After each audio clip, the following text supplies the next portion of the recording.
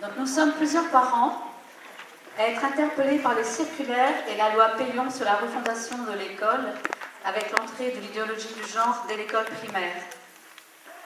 Après nous être rendus compte de la non-information de beaucoup de personnes concernées, parents, enseignants, et voyant qu'aucune rencontre ou réunion n'était organisée et prévue dans notre secteur et dans notre département, nous avons alors décidé de faire appel à un intervenant, Patrice André, que nous savons très engagé et intéressé par la protection de l'enfant et de la famille.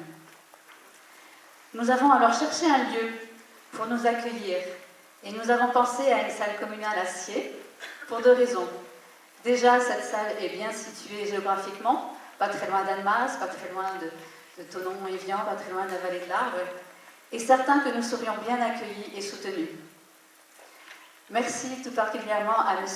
Jean-Luc Vidal, donc maire de Sciez, d'avoir bien voulu mettre à notre disposition gracieusement cette salle et d'être présent parmi nous ce soir.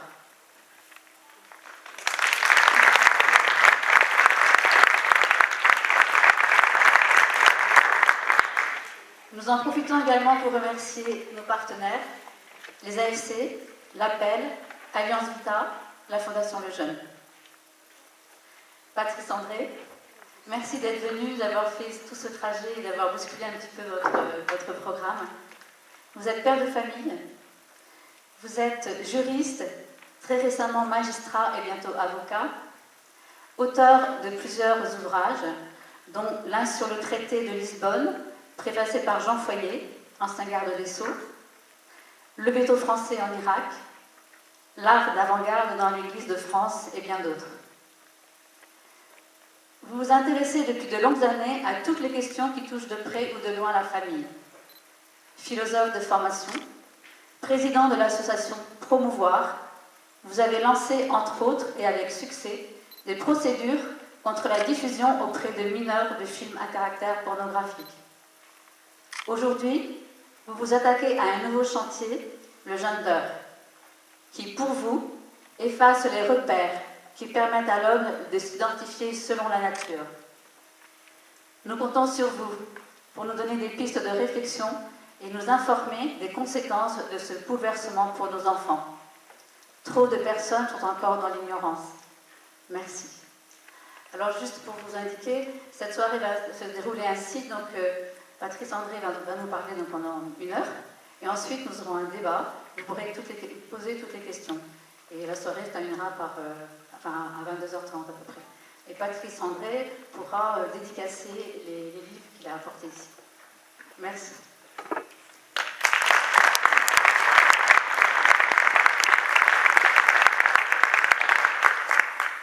Merci beaucoup de votre accueil.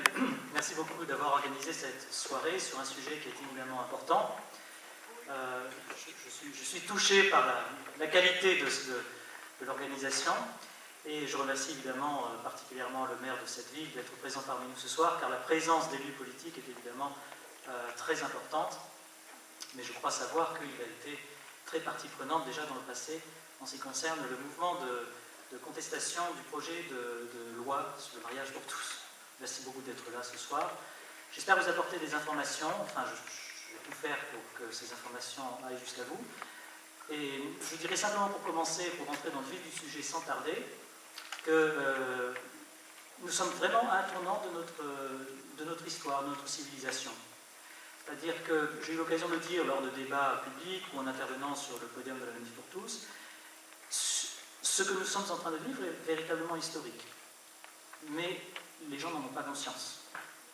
Et ce que j'essaie de faire, c'est de démasquer et de décrire à l'avance ce qui va se produire si nous ne réagissons pas, et de le faire suffisamment tôt pour qu'il ne soit pas trop tard ensuite. Au siècle dernier, on a vu des gens se réveiller trop tard, que ce soit face au nazisme, face au communisme. On a vu des gens passer à côté et s'apercevoir brusquement de ce à quoi conduisait telle ou telle idéologie. Parce que les idéologies de ce type se mettent en place petit à petit, de façon insidieuse. Et ce que j'aimerais faire ici, et ce à quoi je m'attache, dans les conférences que je donne un peu partout en France, c'est justement arriver à montrer ce qui est en train de se mettre en place, qui n'est pas encore particulièrement visible, mais qui va nécessairement aboutir à des conséquences impitoyables si on laisse tout cela se mettre en place. Alors, je voudrais simplement rappeler, avant d'aller plus loin, que nous venons de vivre une période qui a été très intense, bien sûr. Certains d'entre vous ont sans doute participé à des manifestations qui ont eu lieu au printemps dernier. Ce qui est intéressant, c'est que je serai bref, mais ça me semble quand même important de le souligner, ces manifestations, et c'est un signe d'espoir, elles ont été incroyablement nombreuses, et c'est une véritable masse humaine qui s'est regroupée dans les rues de Paris. Et c'était totalement inattendu. Inattendu, donc c'est déjà une très très bonne surprise, parce que ça montre bien que quelque chose peut se produire si vraiment la conscience du danger vient jusqu'aux esprits de nos concitoyens. Et c'était d'autant plus intéressant que cette mobilisation s'est produite, vous le savez, sans l'aide de la presse. Je me souviens que j'étais avec Frigide Barjot, parce que je me suis agrégé au mouvement, ça fait des années que je travaille sur ces questions, mais je me suis agrégé plus spécifiquement au mouvement de la Manif pour tous avec Frigide Barjot. Nos routes maintenant se sont séparées parce que les conséquences, notamment sur l'union civile, on y reviendra peut-être, nous les voyons de façon radicalement différente.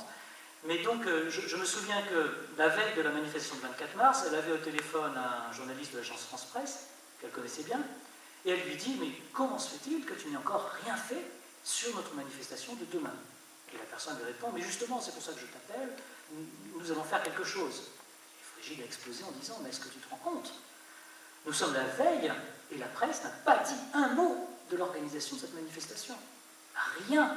Certaines radios sont restées totalement muettes. Alors que quand on apprend, par exemple, que la manifestation d'Act Up va se dérouler à l'obélisque de la Concorde, 10 jours avant, vous avez tous les quarts d'heure un rappel sur France Info. Eh bien, en dépit de cette obstruction, nous avons été 1,5 million de personnes dans la rue. Ça veut donc dire que les réseaux ont totalement fonctionné. Et ça a été la même chose pour le 26 mai. Donc ça, c'est extraordinaire parce que si nous sommes capables de mobiliser à ce point, sans l'aide de la presse et en dépit de l'obstruction de la presse, c'est que nous avons un atout entre nos mains, grâce au réseau Internet, grâce à tous les réseaux que nous avons mis en main, qui est extraordinairement important. Et alors, c'est d'autant plus important qu'il n'y a pas de précédent. Il n'y a pas de précédent, ces manifestations. Même les manifestations de l'école libre n'étaient pas aussi importantes. Donc là aussi, il y a un phénomène historique qu'il faut évidemment avoir en tête.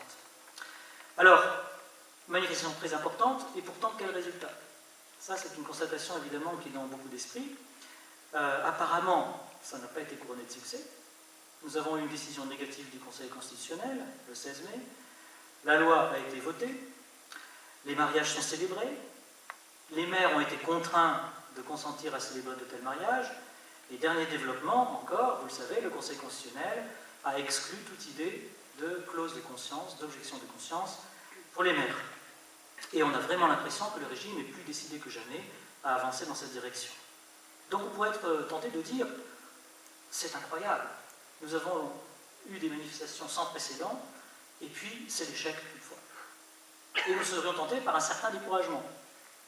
Alors il ne faut surtout pas en rester à cette impression-là, surtout pas, pour de nombreuses raisons que je vais développer devant vous. En tout cas, avant d'aller dans le fond du sujet, ce qui est certain, c'est que d'ores et déjà, nous avons engrangé un succès que nous mesurons mal. Personnellement, je n'ai jamais pensé que les manifestations empêcheraient le vote de la loi en tant que telle. Je n'y ai jamais vraiment cru. En revanche, j'étais persuadé, pas tort, j'étais persuadé que les magistrats dont j'étais, que les hauts magistrats dont j'étais, seraient frappés par cette mobilisation et auraient le courage de s'opposer à l'espèce de chape de plomb que font peser sur notre société les médias pour dire la vérité et s'opposer à cette loi. Et c'est en ce sens que personnellement j'ai été déçu, mais tout de même, nous avons vu des phénomènes, en revanche, positifs se présenter devant nous. D'abord, l'ennemi a été démasqué. Je parle d'ennemi volontairement, parce que nous sommes vraiment dans un combat avec des conséquences incalculables. L'ennemi a été démasqué, c'est-à-dire qu'on ne parlait pas des réseaux LGBT, lesbiens, gays, transsexuels, bisexuels. Désormais, tout le monde est au courant de leur existence. On a vu que ces réseaux étaient très présents dans tous les cabinets ministériels. Je vous rappelle qu'y compris à l'Élysée, ils ont été en mesure d'empêcher le président de la République d'aller jusqu'au bout de ce qu'il avait lancé, à savoir octroyer la clause de conscience aux maires. Lorsque François Hollande a pris position en public en disant au cours d'une réunion « oui, il faudra une clause de conscience au bénéfice des maires », Le soir même, il y avait des réseaux LGBT dans les bureaux de l'Élysée, et le lendemain, le président de la République a fait machine arrière. Donc on a vu apparaître ces réseaux, c'est quand même très important. On a vu aussi les faux semblants tomber. Je veux dire par là des responsables politiques qui se sont engagés un temps, et puis qui ensuite ont laissé apparaître qu'ils n'étaient pas véritablement convaincus. Y compris dans des mouvements tels que l'UMP, qui à un moment a été apparemment un grand soutien du mouvement. Je pense par exemple à Hervé Mariton qui apparaissait comme un soutien important. Dès le mois de février 2013, il faisait paraître dans Tétu une interview disant qu'il était favorable à l'adoption par les pères homosexuels. Donc ce sont des soutiens quand même qui ne valent pas grand-chose au bout du compte. Donc là, on y voit plus clair. On est en mesure de savoir qui s'engage vraiment dans la défense des valeurs fondamentales auxquelles nous croyons et qui ne s'engage pas. Et surtout, on a vu se mettre en lumière l'idéologie du genre. Car avant ces manifestations, personne quasiment ne parlait de cette idéologie. J'emploie le terme d'idéologie plutôt que de théorie, parce que ça n'a rien d'une théorie. On y reviendra dans un instant. Ça n'a rien d'une théorie. Mais vous voyez, déjà le fait de parler de plus en plus d'idéologie du genre, ça montre bien la victoire que nous avons remportée. Parce que ça a démystifié une partie de cet ensemble de raisonnement, et on est aujourd'hui en mesure de reprendre une liberté de pensée par rapport à ce système qu'on veut nous imposer. Et donc cette mise en lumière, elle est extrêmement importante parce qu'elle va nous permettre de combattre efficacement pour l'avenir et de protéger l'avenir de notre civilisation.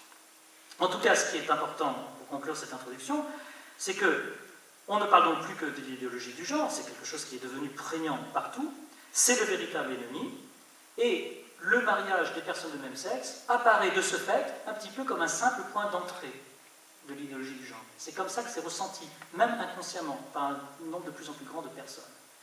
Et c'est vrai que le mariage homosexuel n'était qu'un point d'entrée de l'idéologie du genre.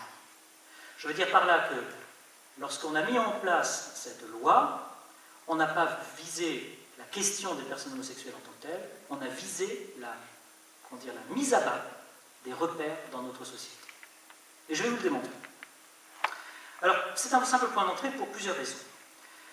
La première raison, c'est que l'argument qui était mis constamment en avant pour justifier la loi, c'était le principe d'égalité. Vous savez, il faut que tout le monde soit traité de la même façon, et donc il faut ouvrir le mariage à tous, quelle que soit l'orientation sexuelle, quelles que soient leurs conditions. Alors ça, c'est complètement faux sur le plan juridique. Alors je sais bien que le Conseil constitutionnel a pris une position en sens inverse, mais il l'a fait de façon non motivée. Et je n'hésite pas à employer les termes, il l'a fait de façon arbitraire.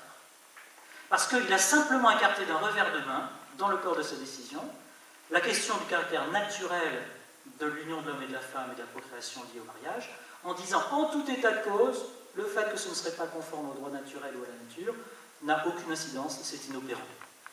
Ce que j'ai appelé d'ailleurs un changement de régime, pur et simple. Changement de régime parce que là on touche au fondement même de notre société. Alors pourquoi le principe d'égalité ne veut rien dire dans ce cas-là? Eh bien parce que si vous tombez amoureux d'une personne, est-ce que vous allez saisir votre député, votre maire d'abord, pour lui dire, vous savez, je suis amoureux de cette personne-là, qu'est-ce que vous en pensez? Est-ce que vous voulez me donner votre bénédiction? Ça n'a aucun sens.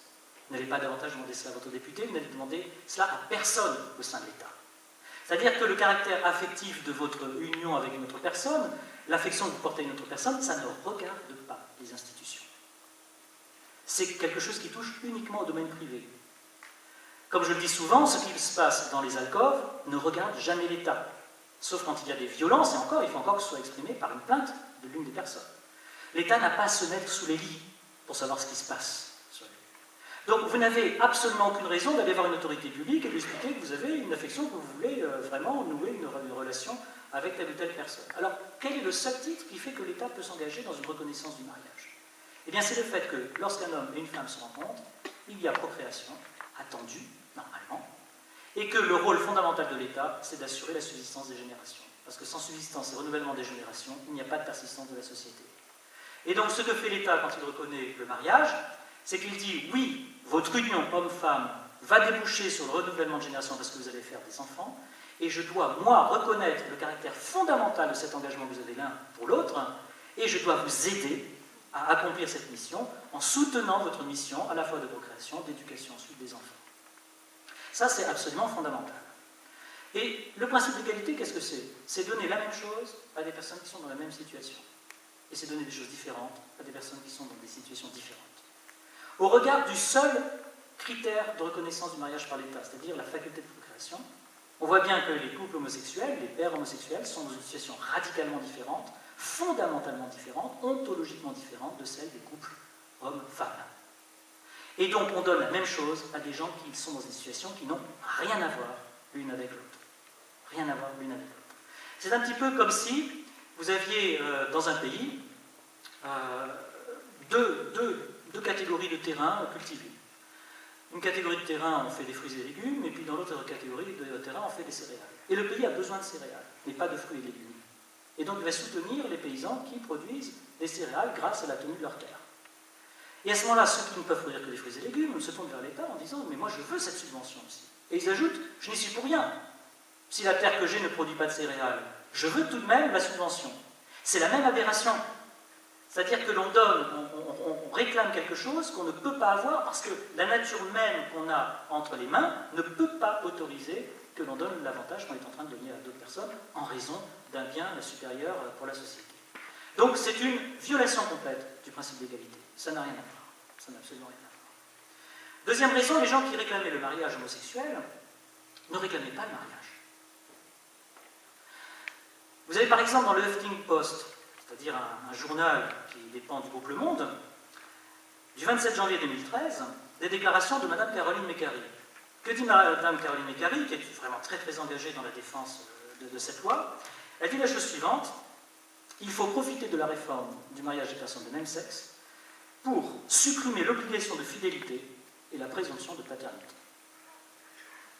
Donc on réclame le mariage, mais en même temps, dans le même temps, on dit je veux le mariage, mais je veux ni l'obligation de fidélité, ni la présomption de paternité. Qu'est-ce qui reste d'un mariage dans lequel on a exclu ces deux éléments fondamentaux?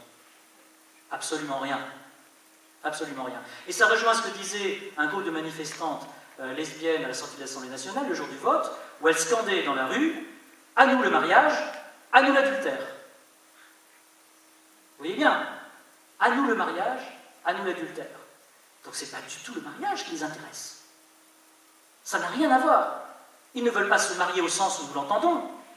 Ils veulent, de l'intérieur, détruire ce qu'est le mariage. On en a une preuve absolue quand on dit on veut le mariage, mais sans rien de ce qui fait le mariage. Troisième élément, on a, dans les commentaires qui ont été faits, constamment entendu revenir il ne faut plus de différence entre les sexes. Et ça, c'était une façon de dire, là encore, qu'on était en pleine idéologie du genre. Donc quand vous mettez tout cela ensemble, vous aboutissez à la conclusion que le mariage entre personnes de même sexe, ce n'est pas du tout pour les personnes homosexuelles en tant que telles qu'il a été fait, ce n'est pas du tout pour leur donner accès au mariage au sens où nous l'entendons, c'est simplement pour faire en sorte que le symbole du mariage disparaisse de l'intérieur, miné de l'intérieur, par la façon dont on va procéder à l'avenir. Et donc on voit bien qu'il s'agit d'un point d'entrée pour l'idéologie du genre, et non pas d'un projet dont l'objectif serait véritablement d'assurer cette prétendue égalité, parce que cette égalité, ça n'a rien à voir, parce qu'on veut le mariage sans ce qui le constitue, et parce qu'en même temps, on le réclame au nom de l'indifférenciation des sexes. C'est donc bien un point d'entrée, et non pas un but en soi. Et je ferai simplement une dernière remarque sur ce point. Vous savez qu'on a souvent entendu dire, lorsque vous luttez contre le mariage des personnes de même sexe, vous êtes homophobe. Et puis la lutte contre l'homophobie, on en a entendu de tous les côtés. Et chaque fois qu'on parlait de lutte contre l'homophobie, on mettait ça avec l'idéologie du genre.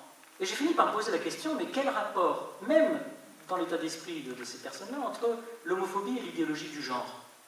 Je veux dire par là que, si vous prenez deux personnes homosexuelles, le genre, on va le voir, ça consiste à casser les stéréotypes. Vous prenez deux personnes homosexuelles, en quoi le fait d'être homosexuel casse-t-il les stéréotypes? C'est-à-dire en quoi le fait d'être homosexuel s'oppose à ce que les deux soient pompiers, catcheurs, nageurs, que sais-je. Donc on ne voit pas le rapport entre les deux. S'il s'agit de porter atteinte au machisme, au sexisme, en quoi le fait qu'il y ait deux homosexuels favorise-t-il la lutte contre le sexisme et le machisme? Si vous avez deux personnes, hommes, qui vont ensemble, au contraire, ils ont exclu le personnage féminin de leur vie. Le personnage féminin disparaît complètement. Et donc, on ne voit pas par quelle logique ils seraient plus respectueux de la dignité de la femme ou de la personnalité de la femme, alors qu'ils l'ont exclue de leur vie complètement, qu'elle n'existe plus. Et donc là encore, on voit apparaître ce qui est sous-jacent, y compris dans cette ligne politique consistant à assigner constamment homophobie et rejet de l'idéologie du genre, parce que concrètement, on veut faire passer l'idée que le seul fait d'être homosexuel rend meilleur de ce point de vue-là quant à la lutte contre les stéréotypes, et tout simplement parce que quand on est homosexuel, on ne fait plus de différence entre les sexes. Il n'y a aucune autre raison à la façon dont les choses ont été présentées de ce point de vue-là. Ce qui fait que c'est le point d'entrée, et ce n'est pas en tant que tel le but qui était recherché. C'est d'autant moins le but qui était recherché que je vous ai parlé à l'instant de ce qui était mis en cause, la fidélité et la paternité, mais on a vu fleurir des articles également réclamant la polygamie tout de suite.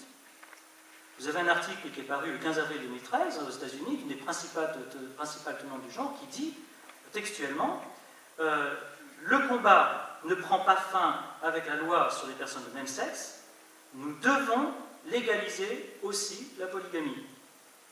C'est la prochaine étape. Et elle conclut, si une femme veut se marier avec un homme qui a déjà 3 autres femmes, c'est son choix, et si elle veut se marier avec d'autres hommes et d'autres femmes en même temps, c'est également son sacré choix. Donc là encore, on voit bien ce qui est sous-jacent à cette prétendue lutte contre l'inégalité dont souffriraient les couples homosexuels. Donc, point d'entrée de l'idéologie du genre. Alors, qu'est-ce que c'est que l'idéologie du genre? Qu'est-ce que c'est que l'idéologie du genre? Alors déjà, ça n'a rien à voir avec le féminisme au sens où on l'entend habituellement. Rien à voir. Parce que le féminisme, ça consiste à assurer le respect de ce qu'est la femme, qu'elle ne soit pas brutalisée dans ce qu'elle est. Le genre, ça n'a rien à voir avec ça. Alors on parle parfois de féminisme radical pour le genre, mais ça n'a plus rien à voir avec le féminisme tout court. Parce qu'une fois que vous avez liquidé toute différence entre l'homme et la femme, il n'y a plus de féminisme. C'est une contradiction immédiate dans les termes. Donc ça n'a rien à voir avec le féminisme, et en fait on s'aperçoit, en regardant ce qui se passe sur le plan juridique, à quoi ça correspond dans les faits. Je vais vous donner 3 exemples. L'exemple d'abord des retraites que les femmes fonctionnaires pouvaient prendre jusqu'au début des années 2000 lorsqu'elles avaient eu 3 enfants. Elles pouvaient prendre une retraite proportionnelle, calculée donc sur leur durée, 15 ans au moins, parce qu'ils ne pouvaient le faire qu'après avoir passé 15 ans dans les services, et elles pouvaient partir avec ce qu'on appelle une jouissance immédiate. Un tiers simplement de ce à quoi elles pouvaient prétendre, mais tout de suite. Eh bien, la Cour de l'Union européenne, pour faire passer l'idéologie du genre, puisqu'il s'agissait vraiment déjà dans la directive européenne de mettre en place ce système, a rendu un arrêt disant que c'était une violation intolérable de l'égalité entre les hommes et les femmes, qu'il fallait que les hommes aussi puissent bénéficier de cette retraite avec jouissance immédiate. On voit déjà le dérèglement de la pensée. Parce que ça consiste à dire que c'est aussi difficile pour un homme de regarder sa femme porter ses enfants que pour sa femme de les porter elle-même. Quand on donne une retraite avec jouissance immédiate à une femme qui a porté plusieurs enfants, c'est parce qu'on sait qu'il en résulte tout de même une certaine fatigue. On sait que ce sont des efforts, que ce sont des nuits parfois qui ont été passées à veiller le bébé. Et donc on estime que compte tenu du service qu'elle a rendu à la société, c'est bien qu'elle puisse éventuellement au bout de 15 ans prendre une retraite avec jouissance immédiate. L'homme n'a rien à voir avec ça. Eh bien on a donc imposé l'égalité complète, les États ne pouvant pas payer, l'avantage a été supprimé. Et donc au nom de la femme, on supprime un avantage fondamental dont bénéficie la femme à raison de sa vocation naturelle. Deuxième exemple. Jusqu'à la fin de l'année 2012, les femmes payaient des primes d'assurance pour les accidents automobiles moins élevées que les hommes, parce que les accidents coûtent moins cher. Alors les hommes disent souvent qu'ils ont plus d'accidents, mais moins graves. Je ne rentrerai pas dans ce débat. Toujours est-il que les assureurs ont constaté qu'elles coûtaient moins cher. Et donc il y avait des différences entre les hommes et les femmes pour ces primes d'assurance. Une femme payait moins cher son assurance automobile qu'un homme. Eh bien depuis le 31 décembre 2012, c'est terminé. Au nom de l'égalité entre les femmes et les hommes, tout le monde doit payer le même prix. Donc là aussi, négation de la particularité de la femme. On impose, au nom de cette idéologie, une prétendue égalité qui vise à assurer une coercition sur les femmes au nom de cette idéologie. Et ça continue. C'est extrêmement présent. Un projet de loi est en discussion actuellement à l'Assemblée nationale. Il a été adopté par le Sénat en septembre, à la fin du mois de septembre. Et ce projet de loi comporte notamment, on y reviendra dans un moment, une réforme du congé parental qu'on va désormais appeler la prestation d'accueil partagé de l'enfant. En quoi consiste cette réforme? Ça consiste à dire, eh bien, si une femme veut, après son congé de maternité, être en congé parental pour allaiter son bébé, pour le suivre quand il est en bas âge, elle ne pourra plus le faire librement comme par le passé. Il faudra impérativement qu'elle partage son congé parental à égalité avec son mari ou son compagnon. Donc ce n'est même plus le couple qui peut décider librement, c'est la loi qui dit que désormais, le mari, le compagnon, le concubin devra avoir d'abord 2 mois, c'est ce que dit la loi actuelle, puis ensuite on passera à 3, puis à 4, puis à 5, puis à 6, de façon à arriver à l'égalité entre les deux. Or, là encore, qu'on parle d'allaitement ou qu'on parle de compagnie du petit bébé, il n'y a pas d'équivalence entre les présences. Et là encore, on voit bien qu'au nom de l'égalité et de la libération de la femme, on prend des mesures coercitives de façon à imposer une vision de la femme. Et ça rejoint ce que dit une tenante du genre qui s'appelle Nancy Chodorov, qui, à propos justement de la garde des enfants par les parents à la maison, disait « Si nous laissons l'option aux femmes de décider de rester chez elles pour garder leurs enfants en bas âge, beaucoup d'entre elles choisiront cette option. Il faut donc la leur interdire. Il faut donc la leur interdire. » Donc vous voyez un exemple très typique. Il n'est pas question ici d'égalité ou de féminisme. Il est question d'une idéologie qui nivelle absolument tout, qui refuse de prendre en compte les différences naturelles entre l'homme et la femme, et tant pis, si ça aboutit à la suppression systématique d'avantages importants pour les femmes, compte tenu de leur mission ou de ce qu'elles ont fait dans la société. Et c'est une idéologie absolument fondamentaliste. Je parle d'ailleurs d'un fondamentalisme culturel. Alors que dit-elle cette idéologie? Je vais vous faire quelques citations pour que vous voyez jusqu'où cela va. Alors une première définition de Janet Butler, c'est une américaine, et c'est une américaine, on a tendance à dire, c'est un peu loin, c'est aux États-Unis, mais elle a été faite quand même docteur honoris causa à l'université de Bordeaux l'année dernière. Donc on considère, y compris ici, en France, qu'elle est un personnage central. Alors que dit-elle? Elle dit, bien écoutez, le genre c'est une construction culturelle, par conséquent il n'est pas le résultat du sexe, et il n'est apparemment pas non plus déterminé comme le sexe. On construit une théorie selon laquelle le genre est une construction radicalement indépendante du sexe. Le genre lui-même devient un artifice libre d'attache. En conséquence, homme et masculin pourraient désigner aussi bien un corps féminin qu'un corps masculin. Femme et féminin, autant un corps masculin qu'un corps féminin. Déjà, les choses sont dites clairement. Alors si on continue la définition, au comité directeur de la conférence de l'ONU à Pékin, on constate que le genre, pour le comité directeur, se réfère simplement aux relations entre hommes et femmes basées sur des rôles socialement définis, que l'on assigne de façon arbitraire à l'un ou l'autre sexe. Et il faut sortir, dit le comité, de cette violation de la liberté des hommes et des femmes, de façon à instaurer un respect complet et une liberté fondamentale en matière de choix du genre. Alors, on va beaucoup plus loin encore dans les définitions. Je tombe par exemple sur ceci. Définition d'un terme. Le genre, on va le voir, est quelque chose qui va aboutir à une sexualité perverse polymorphe. Je vous donnerai la citation dans un instant. Qu'est-ce que c'est que la sexualité perverse polymorphe? On vous dit perversion polymorphe. Les hommes et les femmes ne ressentent pas d'attraction pour les personnes du sexe opposé par nature, mais plutôt à cause d'un conditionnement de la société. Par conséquent, le désir sexuel peut être orienté vers qui on veut. Alors on continue à réfléchir. Je continue à vous citer. La théorie féministe ne peut plus s'accorder le luxe d'annoncer simplement une tolérance du lesbianisme comme d'un style de vie différent, ou se contenter de faire des allusions occasionnelles aux lesbiennes. On a trop attendu pour proposer une critique féministe de l'orientation hétérosexuelle obligatoire de la femme. Donc on rentre maintenant dans la critique de la prétendue, entre guillemets, orientation sexuelle hétérosexuelle de la femme. On continue. Une stratégie appropriée et viable du droit à l'avortement consiste à informer chaque femme du fait, écoutez bien les termes, que la pénétration hétérosexuelle est un viol, quelle que soit l'expérience subjective contraire. La pénétration hétérosexuelle est un viol, quelle que soit l'expérience subjective contraire.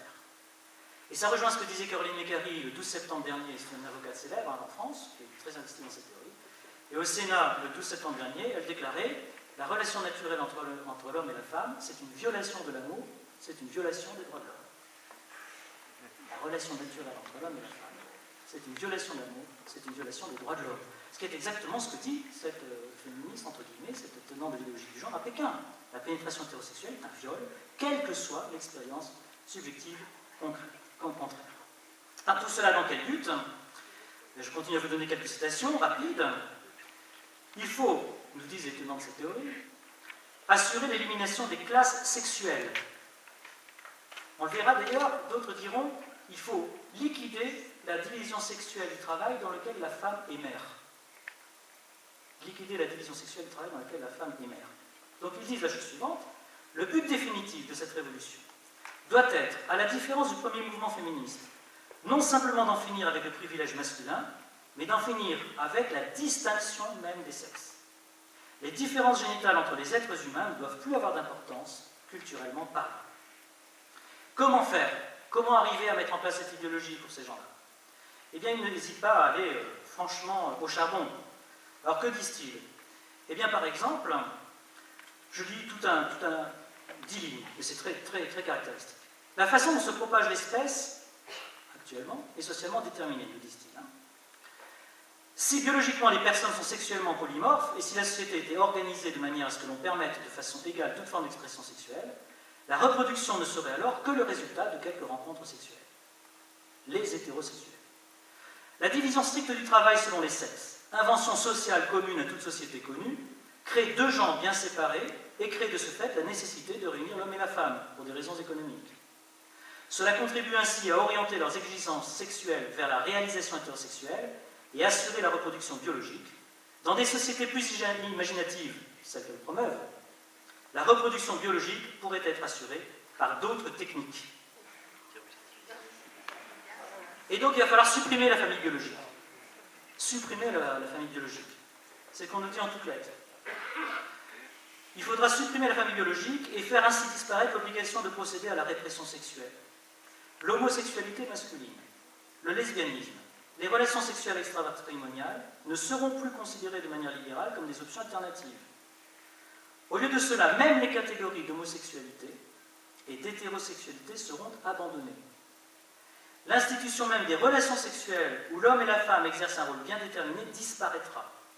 L'humanité pourra enfin revenir à sa sexualité naturelle, perverse, polymorphe. Et je vous rappelle la définition que je vous donnais tout à l'heure, perverse, polymorphe, les hommes et les femmes ne ressentent pas d'attraction pour les personnes du sexe opposé par nature, mais plutôt à cause d'un simple conditionnement de la société. Par conséquent, le désir sexuel peut être orienté vers qui l'on veut.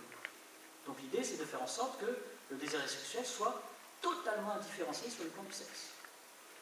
Ce qui permet d'ailleurs à une des tenantes de cette théorie, après avoir ajouté que son but était d'en finir avec la division sexuelle du travail, dans lequel la femme est mère, de dire qu'il n'y a pas de sexe. Il n'y a pas de sexe. Il y en a 5. Alors quels sont ces 5 sexes? Les femmes hétérosexuelles, les femmes homosexuelles, les hommes hétérosexuels, les hommes homosexuels et les bisexuels. Ce sont désormais 5 sexes. C'est-à-dire qu'il n'y a plus de détermination par le sexe. La seule détermination, c'est l'orientation subjective sexuelle que l'on décide d'avoir. Et certains vont très très loin dans cette idée. J'ai par exemple ici une citation d'Éric Fassin. C'est un Français cette fois-ci, et c'est tout récent. Édition Salvator, Paris 2011. Homme-femme, quelle différence? C'est le titre du livre. Que dit Éric Fassin? Il dit: ce qui est en cause, c'est l'hétérosexualité en tant que norme. Il nous faut essayer de penser un monde où l'hétérosexualité ne serait pas normale. Où l'hétérosexualité ne serait pas normale. Ça rejoint ce que disait Madame Monique Wittig dans des livres qui ont été publiés partout en Europe, qui a joué un rôle important au Parlement européen. Elle dit la chose suivante. Alors d'abord, elle refuse d'être une femme, c'est ce qu'elle dit. Elle nie avoir un vagin.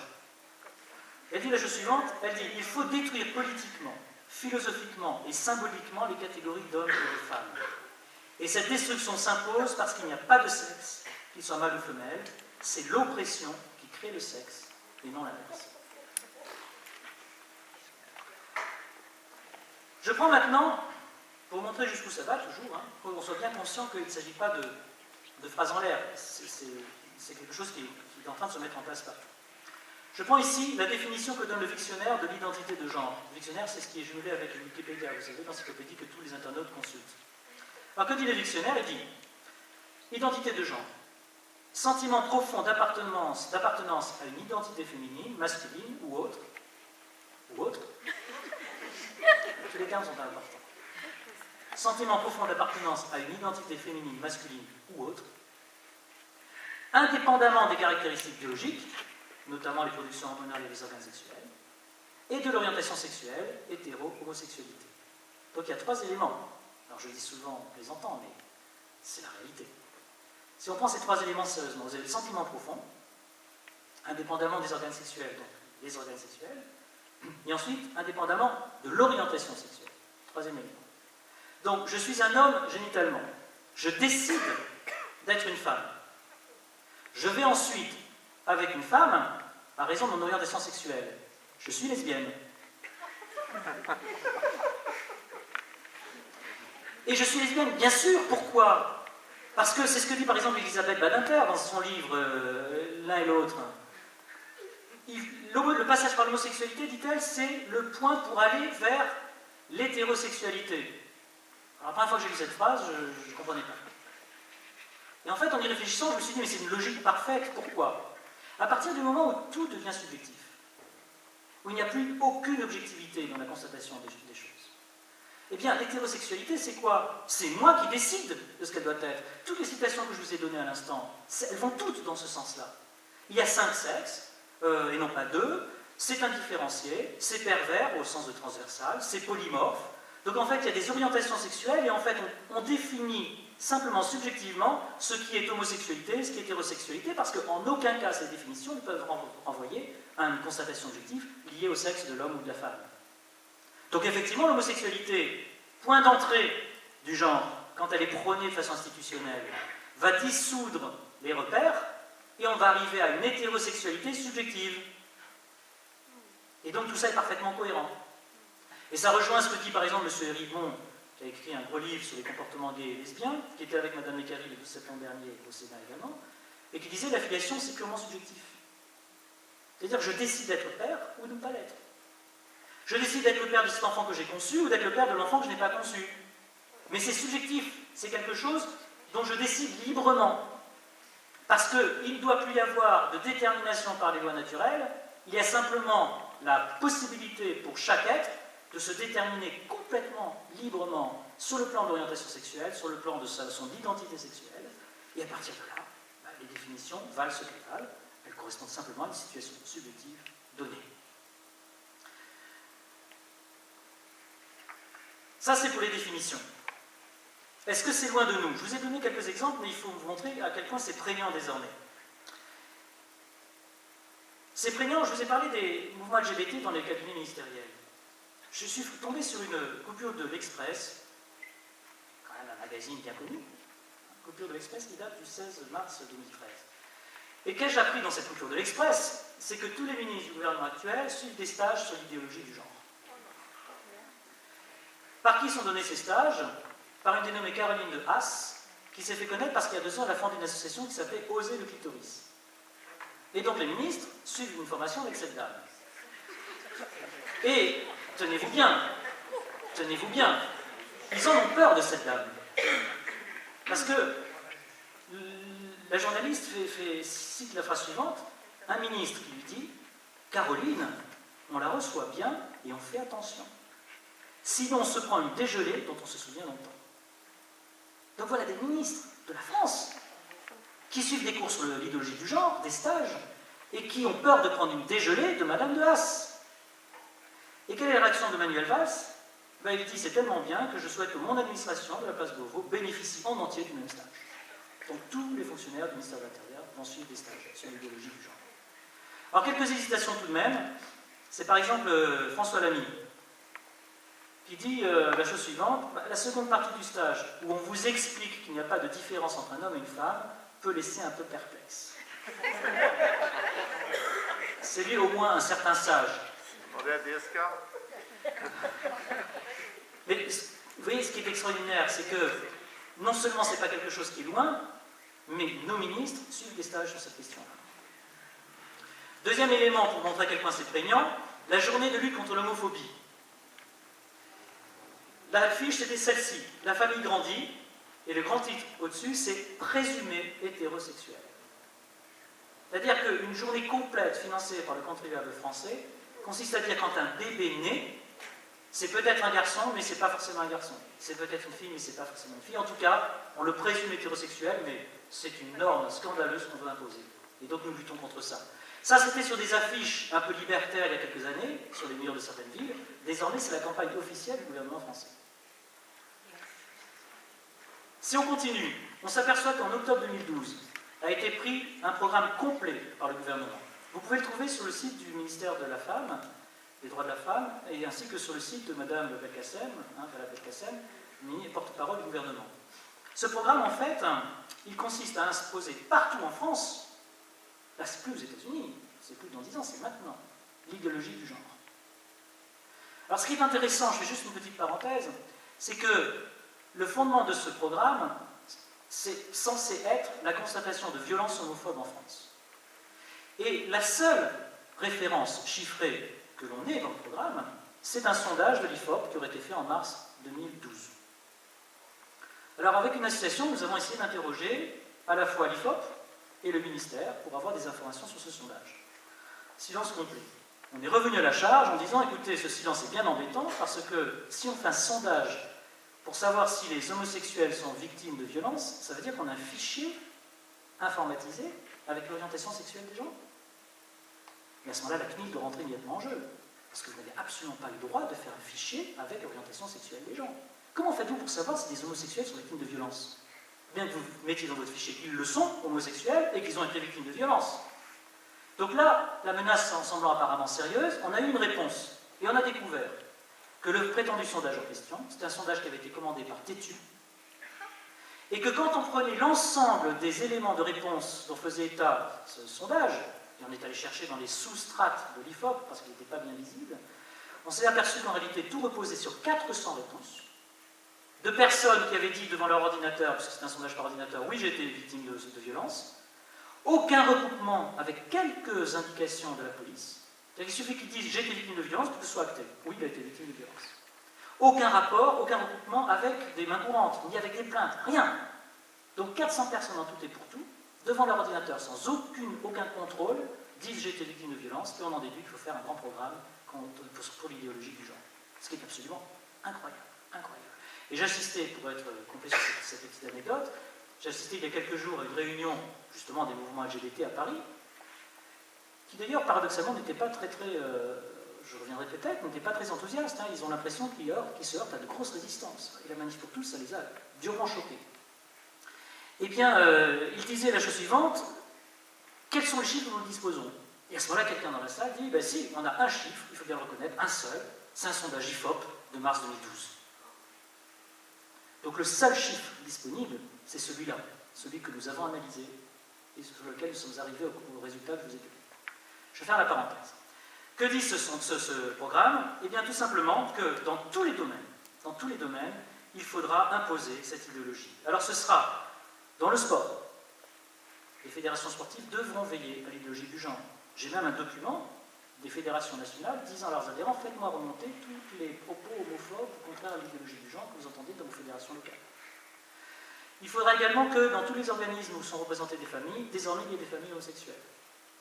Il faudra que les inspecteurs du travail, quand ils vont dans les entreprises, fassent leur évaluation d'entreprise à partir de l'idéologie du genre aussi. Les médecins, les infirmières recevront une formation adéquate. Les maisons de retraite, les personnels des maisons de retraite recevront également une formation adéquate.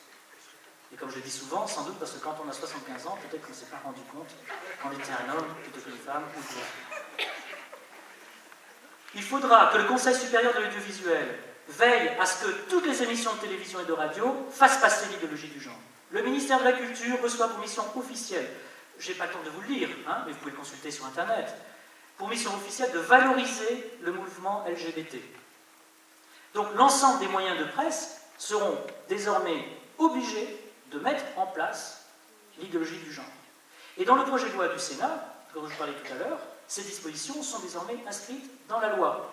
C'est-à-dire que si l'Assemblée nationale les adopte telles quelles, et malheureusement aucune contestation n'a eu lieu au Sénat sur ce point, eh bien il y aura deux innovations fondamentales. D'abord, le CSA devra veiller, avec des sanctions à la clé, à ce que l'idéologie du genre soit présente dans les émissions de radio et de télévision partout en France. Et d'autre part, l'ensemble des fournisseurs Internet, Orange, Bouygues, SFR, etc., devront poursuivre d'eux-mêmes et dénoncer les blogs et les communications sur Internet de leurs adhérents, dans lesquels il y aura, entre guillemets, une haine pour l'idéologie du genre. Sur le plan international, ce sera pareil. Sur le plan international, ce sera pareil. Et je vous parlais tout à l'heure du congé parental, le projet de texte va très très loin, puisque, y compris par exemple pour les chambres d'agriculture, il faudrait une proportion systématique de femmes, même si elles sont sous-représentées dans la profession. Et tenez-vous bien, même pour les fédérations sportives, c'est un ajout par rapport au programme initial, quelle que soit la quantité de femmes présentes dans un sport, il faudra qu'il y ait au moins un quart de femmes dans les institutions nationales. C'est-à-dire même si vous avez 3 femmes et 500 000 pratiquants hommes dans la discipline sportive, il faudra qu'un quart au moins des institutions nationales soit composé de femmes. Donc on a une sorte de fuite en avant sur ce qu'il faut faire pour appliquer cette idéologie du genre. Et c'est également le point sur le plan international. La France dit par exemple qu'elle ne ratifiera le nouveau protocole 12 de la Convention européenne des droits de l'homme, qui est en rediscussion, qu'à partir du moment où on aura intégré dedans l'idéologie du genre. Donc, quel que soit le domaine, on s'aperçoit que cette idéologie est prégnante, et on voit des déclarations qui sont de plus en plus inquiétantes.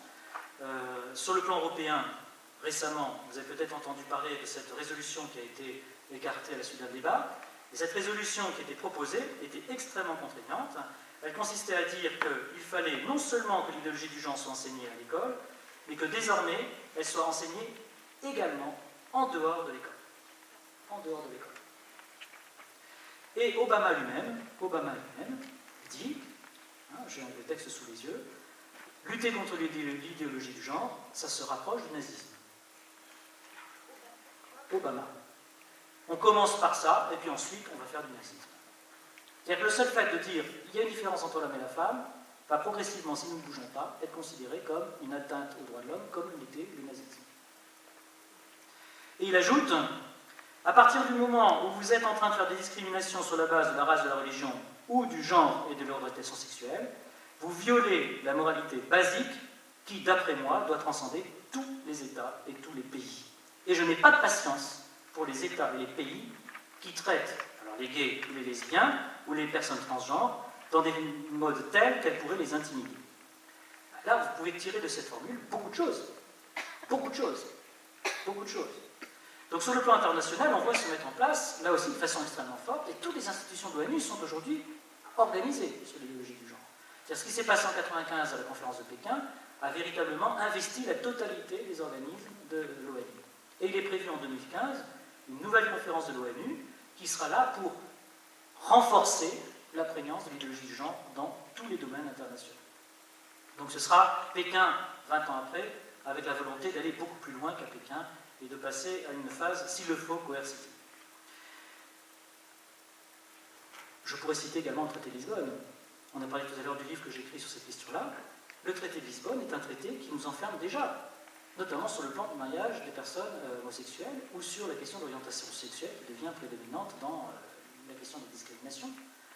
Vous avez dans la Charte des droits fondamentaux du traité de Lisbonne un article qui dit « toute personne a le droit de se marier ». Puis après, vous avez d'autres articles qui vous disent « aucune discrimination en raison de l'orientation sexuelle ». Vous mettez les deux l'un à côté de l'autre, c'est fait. Alors que si vous prenez le Pacte international de 1966 sur les droits civils et les politiques, si vous prenez la Déclaration universelle des droits de l'homme de 1948, à chaque fois on vous dit « l'homme et la femme, à partir de l'âge nubile, ont le droit de se marier ». Et on s'aperçoit d'ailleurs dans ces textes que le seul endroit où on parle de l'homme et de la femme, et non pas des personnes ou des individus en général, c'est lorsqu'on parle du mariage. Donc là, avec le traité de Lisbonne, on a un glissement énorme qui désormais casse complètement le lien entre la procréation et le mariage, entre l'existence d'un homme et d'une femme et le mariage. Et donc, sachant que le traité de Lisbonne a une autorité supérieure à la Constitution française, voyez un peu dans quelles conditions nous nous trouvons désormais. Ça, vous ne le savez peut-être pas, parce qu'on ne vous l'a pas dit. Mais le traité de Lisbonne prévoit que toute loi européenne, entre guillemets, est supérieure à la Constitution française. C'est-à-dire que si demain nous prenons par référendum une décision contraire au droit européen, les juges, non seulement français, mais européens, écarteront ce référendum d'un revers de main. Parce que le traité européen prévaudra, y compris sur un acte constitutionnel français. Donc, c'est véritablement une sorte de nasse dans laquelle nous sommes apparemment enfermés. Alors, la signification philosophique de tout cela. Et la signification philosophique de tout cela, c'est... Je vais peut-être faire un retour en arrière, peut-être. Il faudrait que je vous en parle. Le temps va peut-être me manquer, mais ça me semble nécessaire. Je vous ai parlé de la façon dont l'idéologie du genre était imposée partout. J'ai ici sous les yeux un document qui s'appelle « Éduquer contre l'homophobie ». C'est un document qui a été mis en place par le principal syndicat d'enseignants. Et de quoi s'agit-il?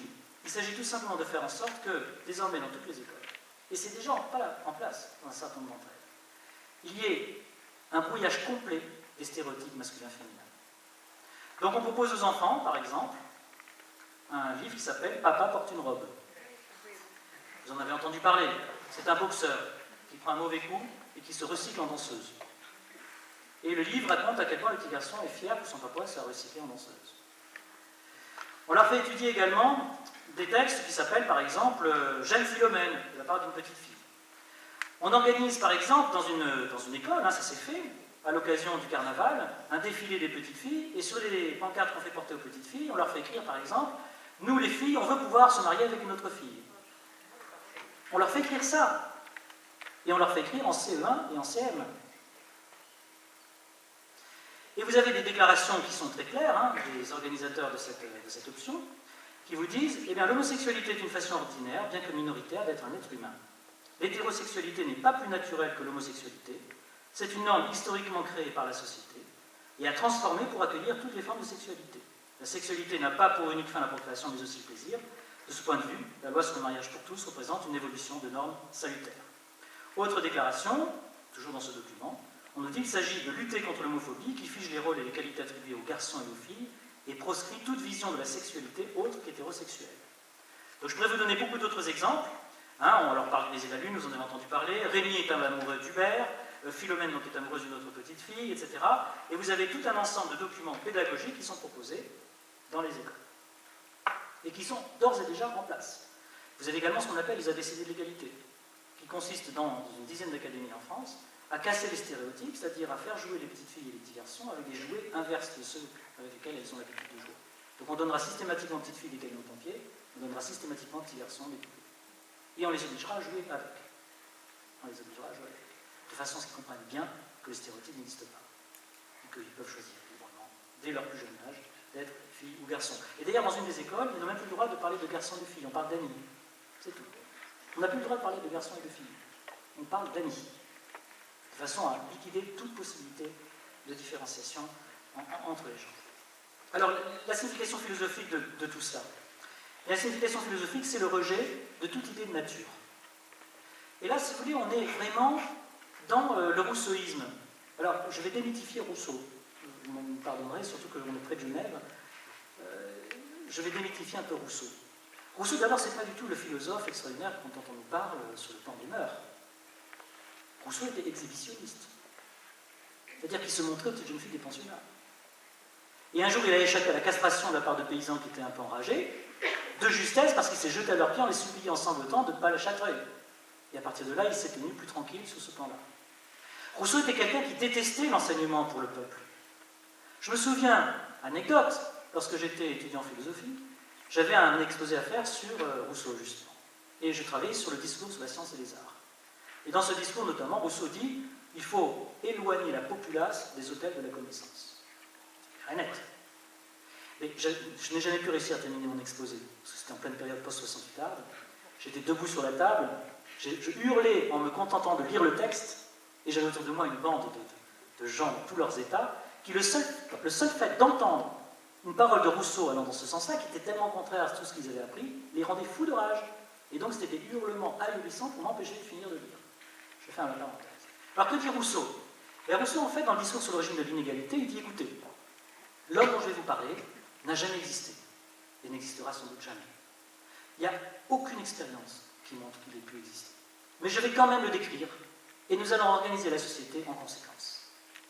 Et c'est ce qu'il fait ensuite, notamment avec le contrat social. Eh bien, le genre, c'est la même chose, c'est le même processus intellectuel. Ça consiste à dire, voilà comment nous voulons concevoir l'être humain, nous ne l'avons jamais vu tel que nous le décrivons maintenant. Nous n'avons jamais vu de société dans laquelle il n'y a pas de différence entre les sexes. Mais nous allons dire que l'être humain, c'est ça qu'il doit être, et nous allons désormais, par la force y compris de la loi, et par la force tout court, imposer cette vision à l'humanité. Donc c'est un refus absolu de la science, un refus absolu de la nature, une volonté de faire passer ce qu'on appelle le culturel avant toute constatation objective, et on aboutit à un raisonnement complètement fou qui ne correspond à plus aucune expérience concrète. Un jour, j'étais dans une conférence, c'était au Maroc. Je faisais une conférence sur le genre, il y avait deux journalistes d'ailleurs, je pense qu'elles étaient elles-mêmes lesbiennes, je pense, enfin, elles avaient un comportement qui les faisait penser. Et elles me disent, mais vous parlez de la difficulté des enfants étant des couples homosexuels, mais où sont les études qui le démontrent? Et je me suis tourné vers elles en disant, mais écoutez, la nature ne donnant aucun exemple de société où il n'y aurait pas de différence entre les sexes. Ce n'est pas à moi de vous démontrer que de changer va poser un problème. C'est à vous de me démontrer que changer n'en posera pas. C'est à vous de me démontrer que quitter l'expérience n'aura pas de conséquences sur les enfants. C'est pas à moi de vous démontrer que quitter l'expérience aura des conséquences sur les enfants. Parce que par définition, on va tomber dans un système complètement fou. Et le principe de précaution dont on nous rebat les oreilles, il va exactement dans le même sens. Toujours est-il que c'est un refus total de la nature, avec comment dire, des présupposés qui vont très très loin. Je parlais de l'école. Voici ce que dit M. Payon. Il écrit dans un livre qu'il a écrit en 2008, publié en 2008, qui s'appelle « La Révolution française n'est pas terminée ». Il écrit la chose suivante. La Révolution française, c'est l'éruption dans le temps de quelque chose qui n'appartient pas au temps. C'est un commencement absolu, c'est la présence et l'incarnation d'un sens, d'une régénération et d'une expiation du peuple français. 1789, l'année sans pareil, est celle de l'engendrement par un brusque saut de l'histoire d'un homme nouveau. Engendrement d'un homme nouveau, on est dans Rousseau, hein, par un brusque saut dans l'histoire. La Révolution est un événement méta-historique, qui va bien au-delà de l'histoire. On n'est plus dans l'histoire, on est dans l'ontologie. C'est un événement méta-historique, c'est-à-dire un événement religieux. Vous entendez bien, Vincent Payon, l'actuel ministre de l'Éducation nationale. La Révolution implique l'oubli total de ce qui précède la Révolution, et donc l'école a un rôle fondamental, puisque l'école doit dépouiller l'enfant de toutes ses attaches pré-républicaines pour l'élever jusqu'à devenir citoyen. Et c'est bien une nouvelle naissance, une transsubstantiation qui opère dans l'école, et par l'école, cette nouvelle Église avec son nouveau clergé, sa nouvelle liturgie, ses nouvelles tables de la loi. Fin de citation. Vous voyez que là encore, on est dans un phénomène qui n'est plus simplement un phénomène concret, on est dans l'idéologie, on est dans la religiosité, sans limite. Et il ajoute, le 2 septembre dernier, journal du dimanche, le point de départ de la laïcité, c'est le respect absolu de la liberté de conscience. Pour donner la liberté du choix, il faut être capable d'arracher l'élève à tous les déterminismes, familial, ethnique, social, intellectuel. On crée un homme nouveau. On veut créer véritablement un homme nouveau. Et à quoi va-t-on aboutir? Tout simplement une société dans laquelle, on l'a vu, on ne demandera plus à la femme d'être mère. Déjà en Inde, vous en avez entendu parler, on a vu se mettre en place une usine à bébés. Vous êtes peut-être tombé sur cette coupure de presse. Qu'est-ce que c'est qu'une usine à bébés? C'est une usine dans laquelle vous avez plusieurs centaines de femmes qui portent des enfants dans le cadre d'une GPA. C'est-à-dire que le titulaire de cette société perçoit 25 000 $ par enfant, et vous avez 900 femmes qui portent des bébés pour le compte de couples occidentaux. Elles touchent elles-mêmes 5 000 $, donc le responsable fait 20 000 $ de bénéfices par femme. Et elles sont très contentes, nous le dit-on, et quand elles ont des jumeaux, elles sont encore mieux payées. Quand elles portent des jumeaux, elles sont encore mieux payées. Donc on a une institutionnalisation de la GPA qui est en train de se faire à deux vitesses. L'idée qui est sous-jacente là derrière, ça fait un peu penser au meilleur des mondes, à c'est qu'il arrivera un moment où on dira à la femme, et ça, je suis sûr que ça arrivera, on lui dira, madame, vous envisagez d'avoir un bébé naturellement. Ça veut dire quoi? Ça veut dire que vous allez arrêter votre travail, donc vous risquez d'en pâtir sur le plan professionnel. C'est une honte que vous acceptiez cette atteinte à votre liberté. Ensuite, vous allez souffrir, parce que vous allez porter un bébé. Donc votre ventre va être déformé. Vous n'allez plus être cette jolie sylphide que vous étiez auparavant. C'est une honte, parce que cette déformation, l'homme, lui, ne la subit pas. Donc vous acceptez une violation d'égalité entre l'homme et la femme. Ensuite, vous allez accoucher dans la douleur. C'est une aberration. On peut même aller plus loin, c'est une abjection. Ce que vous devez faire, vous, en tant que femme, c'est vous libérer de cette division sexuelle du travail, ne plus être mère, et recourir à la GPA et la PMA en payant des gens pour porter ce bébé à votre place.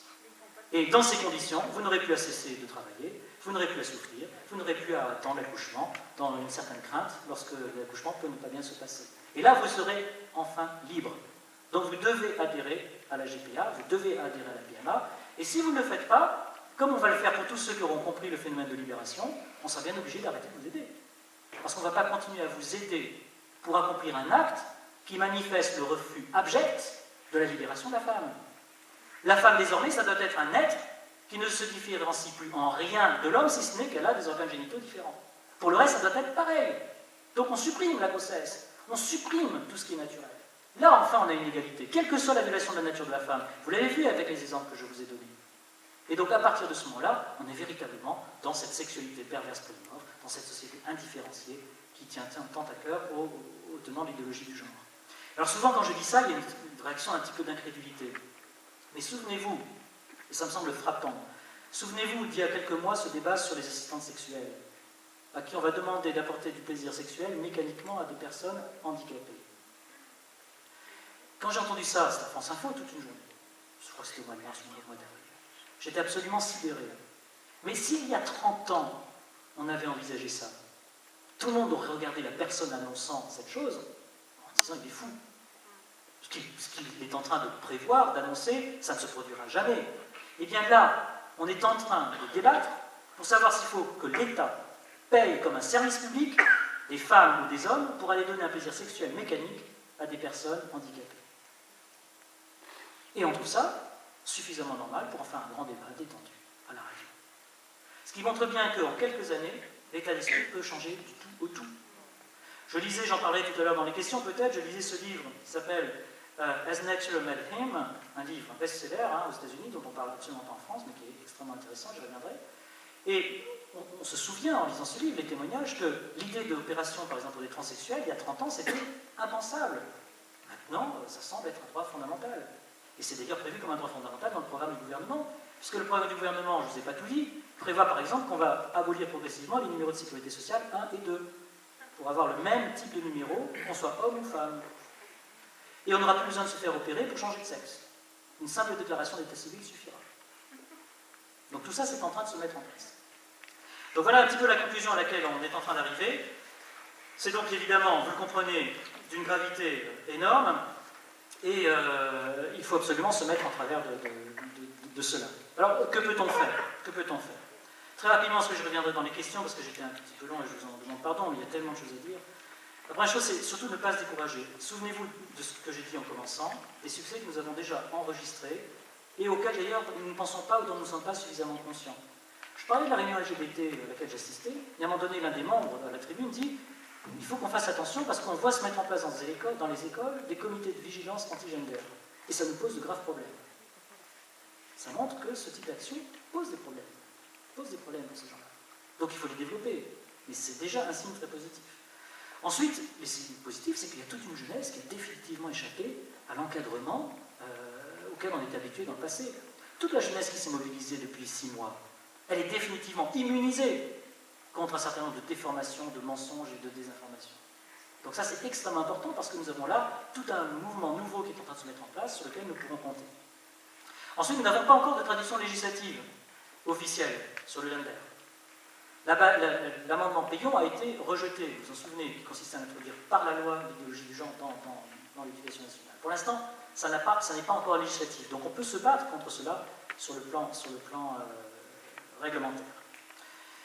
Et puis, à partir du moment où nous sommes conscients du danger, nous sommes beaucoup plus forts. C'est voilà qu'une fois qu'on a conscience de ce que je viens de vous dire, qu'on a conscience à la fois des enjeux et qu'on a des informations concrètes, objectives, ce qui nous permet d'argumenter de façon victorieuse, ben nous pouvons engranger là encore des succès chez nos amis, chez nos concitoyens, chez les gens que nous côtoyons. Ça suppose que nous fassions, ce qui est fait ce soir, partout en France, que nous puissions quadriller les écoles, quadriller les villes, avec des conférences, avec des explications, avec des tracts qui disent aux gens voilà de quoi il s'agit. Quand vous aurez mis sur un tract, vous aurez distribué ce que je vous disais tout à l'heure, à savoir que l'hétérosexualité c'est un viol et qu'une relation naturelle entre un homme et une femme c'est une violation des droits de l'homme, vous allez quand même là susciter l'intérêt autour de vous. Alors c'est vrai qu'en un premier temps on va vous dire ça n'a pas de sens, personne ne peut prendre ça au sérieux.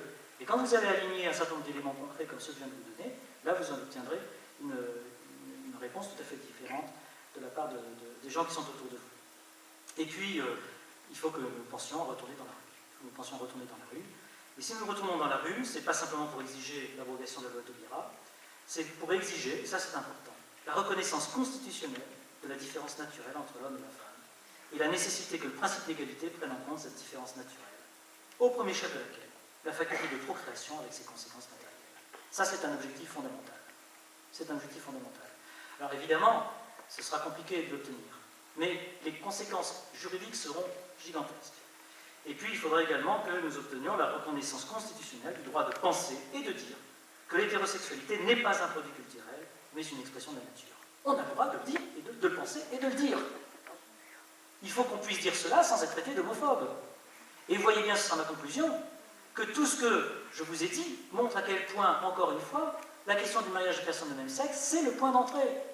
Il n'est plus question d'homosexualité en tant que telle. L'homosexualité n'est que le moyen d'arriver à une fin. Donc c'est là-dessus que nous allons nous battre, c'est là-dessus qu'il nous faut nous battre, et franchement, compte tenu de l'impact de la vérité dans cette hypothèse, je suis sûr que nous pouvons l'emporter. Merci.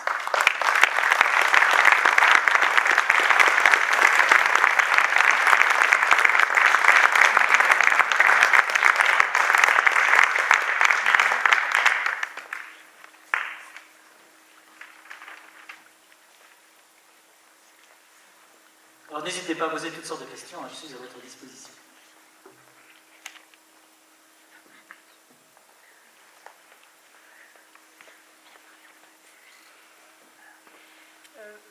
Allô ?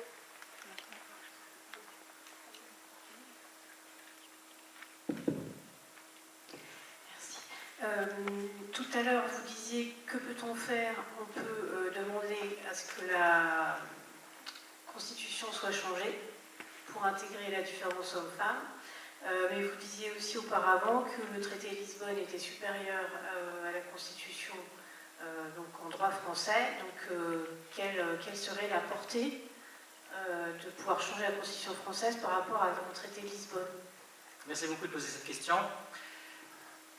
Alors je vais vous surprendre et je ne comprends pas d'ailleurs pourquoi cet élément n'est pas porté sur le débat public. J'ai contacté plusieurs personnalités politiques de premier plan pour leur apporter cette information. Elles étaient d'accord pour dire qu'effectivement il y avait un véritable problème et ça n'est jamais allé plus loin. De quoi s'agit-il? J'affirme, je ne dis pas je pense, j'affirme que le traité de Lisbonne n'est jamais entré en application sur le plan juridique. J'affirme qu'on applique aujourd'hui un traité qui n'est pas dans l'ordre juridique, ou qu'il est par imposture. Et pour un raisonnement très simple, il n'y a pas besoin d'être un grand juriste pour le comprendre, mais il est imparable sur le plan juridique. Et c'est là-dessus qu'il faut nous battre, si on le peut, si on arrive à obtenir d'un certain nombre de responsables politiques qui le prennent à leur compte. Pourquoi le traité de Lisbonne n'est absolument pas entré en application? Parce qu'il y a un principe fondamental qui dit qu'un traité européen n'entre en vigueur que si tous les États le ratifient à la virgule près dans les mêmes termes. Ce qui est une évidence. Il doit être ratifié dans les mêmes termes. Attention, je ne parle pas des réserves qui peuvent figurer au bénéfice de certains États, comme la Grande-Bretagne, comme Malte, comme la Pologne. C'est par exemple que la Grande-Bretagne n'applique pas la Charte des droits fondamentaux, ni la Pologne, ni Malte. Je ne parle pas de ces réserves qui sont dans le texte du traité de Lisbonne, parce qu'à partir du moment où on signe le même texte où elles sont prévues, tout le monde est d'accord pour dire que ces réserves existent. Mais ça reste tout de même le même traité, et il est quand même signé dans les mêmes termes. Donc il rentre en application. Mais en 2007, tous les États de l'Union européenne ont ratifié le traité, par la voie parlementaire pour éviter les référendums négatifs, sauf un État, l'Irlande. Et les pays de l'Union européenne, enfin la Commission européenne, a négocié pendant 2 ans avec l'Irlande, jusqu'à ce qu'un deuxième référendum soit organisé dans cet État, où on ne pouvait pas ratifier autrement que par référendum, sinon on l'aurait fait autrement, bien sûr. Et le 4 octobre 2009, donc très peu de temps avant l'entrée en vigueur prévue au 1er décembre du traité de Lisbonne, l'Irlande vote à 54% oui au traité. Mais avec 3 différences fondamentales. Première différence, il y aura toujours à la Commission européenne un représentant de l'Irlande dans cette commission, alors que les autres États n'auront pas droit à ce bénéfice. C'est-à-dire que tous les autres États, y compris la France, parfois il y aura une période de 10 ans qui s'écoulera sans qu'ils soient présents dans la Commission européenne. Parce qu'il y a une rotation qui est organisée entre les membres de l'Union européenne et qu'il n'y a pas assez de place pour tout le monde. Donc on est en place à la Commission, et au bout de 2 mandats, il faut en partir pour laisser la place à d'autres États. Donc pendant 5 ans, au moins tous les 15 ans, la France, par exemple, sera absente purement et simplement de la Commission européenne, ce que personne n'a dit. Oh, personne ne le sait. L'Irlande, elle aura droit tout le temps à son représentant. De même, elle a obtenu des différenciations sur le plan fiscal, avantages fiscaux qu'elle voulait conserver, et d'autre part, elle a obtenu que soit préservée, au moins en grande partie, sa neutralité sur le plan de la politique de défense. Donc le texte qui a été ratifié par l'Irlande par le biais d'un référendum n'est pas le même que celui qui a été ratifié par les autres États. Donc ce texte du traité de Lisbonne n'est jamais entré en vigueur. On a dit qu'il était en vigueur, mais c'est par une manipulation juridique. Et la meilleure preuve, c'est que quand on a commencé à parler des traités sur les fonds budgétaires de secours, j'ai vu paraître dans le Monde des petits articles, des petits entrefilés où il était question d'un codicille à ce traité, destiné à intégrer les différences que l'Irlande avait ratifiées.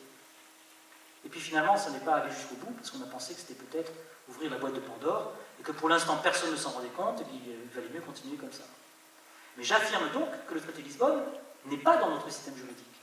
Il est par le biais d'une manipulation pure et simple du droit. Et donc ce qu'il faut que nous fassions, c'est que nous disions ce traité n'étant pas applicable, on est toujours sous le système précédent, et dans le système précédent, il n'y avait pas de texte ratifié par tous les États assurant la prééminence du droit européen sur la Constitution. Et donc à partir de là, nous retrouvons notre liberté, pour que, par le biais d'une démarche constitutionnelle, nous puissions réaffirmer, quoi qu'en pense l'Europe, que l'homme et la femme sont deux choses différentes.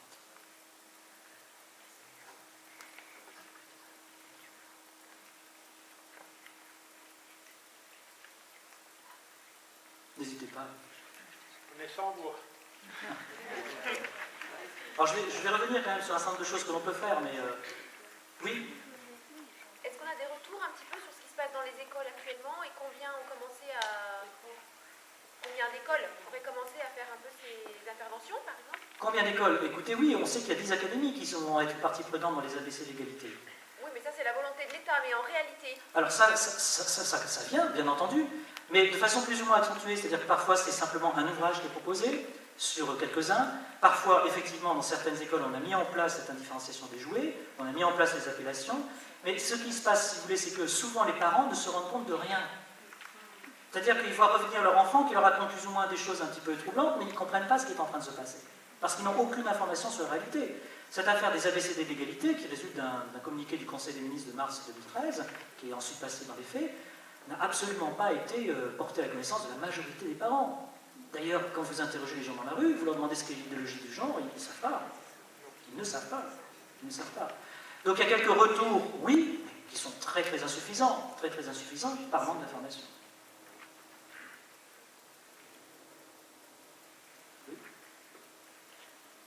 Je voulais savoir si vous aviez entendu parler, ou en tout cas ce que vous pouvez nous apporter aussi par rapport au programme Armos. J'en ai entendu parler surtout de personnes qui vivent en Suisse, qui commencent à être mis en place, et puis ça relie un petit peu aussi, enfin ça relie beaucoup en fait par rapport à la théorie du genre, sauf que c'est l'éducation sexuelle aux enfants par tranche d'âge. Est-ce que vous en avez entendu parler? Non, à vrai dire, je n'ai pas eu le temps d'étudier ce programme spécifique. Je sais effectivement que dans tous les pays, on met en place des systèmes d'éducation qui sont axés sur la découverte de l'idéologie du genre, mais ce serait abusif de ma part de dire que je connais ce programme.